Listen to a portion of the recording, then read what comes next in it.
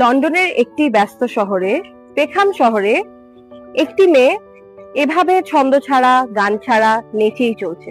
কি অদ্ভুত না ব্যাপারটা! এটাই হলো গিলিয়ান ওয়ারিং এ ড্যান্সিং ইন পেখাম।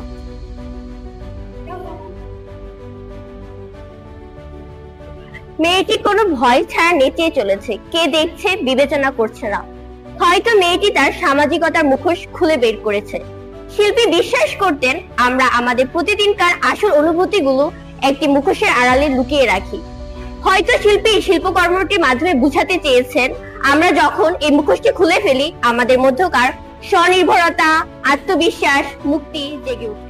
গিলিয়ান ছিলেন ইয়ং ব্রিটিশ আর্টিস্ট দলের একজন। তার কাজের মূল ভাব ছিল আমি কে, আমরা নিজেদেরকে কিভাবে দেখাই, আর সত্যি বলতে আমি এখন কোথায়। তার কাছে ভিডিও মানে শুধু রেকর্ডিং ছিল না, তার কাছে ভিডিও ছিল আত্ম আয়না। আমাদের এই ভিডিও আর্টটিতে আর্টিস্ট যেভাবে নেচেছেন তাকে দেখে মনেই হতে পারে যে সে হয়তো ছন্দ ছাড়া কিংবা আত্মভোলা অথবা পাগল।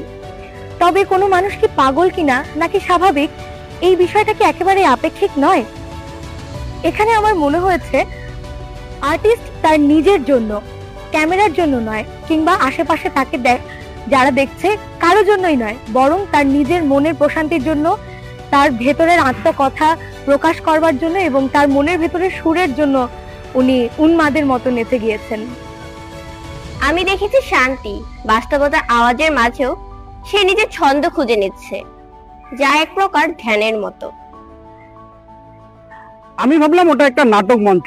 আমরা সবাই প্রতিদিন কোনো না কোনো ভাবে অভিনয় করি, কিন্তু নাচটা আমাদের অভিনয়ের সেই হাস্যকর দিকটা দেখায়, কতটা অপ্রয়োজনীয় মুখোশ নিয়ে বাঁচি আমরা। আমার কাছে আর্টিস্টের এই নাচ নিঃসঙ্গতার প্রতিচ্ছবিও মনে হয়েছে। এত জনসমাগমের ভিড়েও আমরা প্রত্যেকেই যেন নিজের ধ্যানে মগ্ন, নিজের জগতে হারিয়ে। আমার কাছে এটাই নারীর স্বাধীনতার প্রকাশ। সে নিজের মতো করে গড়ে নিয়েছে নিজের মনের ইচ্ছে, নিজের বাঁচার উপায়। এটাই তার সাহস এবং এটাই তার শক্তি। আমি ওর নাচটাকে একটা স্বাধীনতার প্রতীক হিসেবে দেখেছি, যেন বলছে আমি মুক্ত, আমি নাচবো, আমি আমার মতো করে নাচবো, কেউ আমাকে দেখুক আর না দেখুক।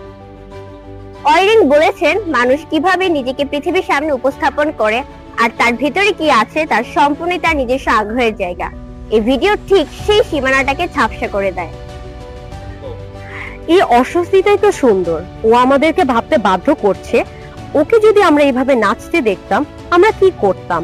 আমরা কি তাকিয়ে দেখতাম, না ওর সাথে যোগ দিতাম? সব শিল্পই সুন্দর হওয়াটা হয়তো গুরুত্বপূর্ণ নয়, বরং সত্য হওয়াটা অধিক গুরুত্বপূর্ণ। তাহলে বলো তো, তুমি হলে কি করতে, কিভাবে নাচতে পেখমে?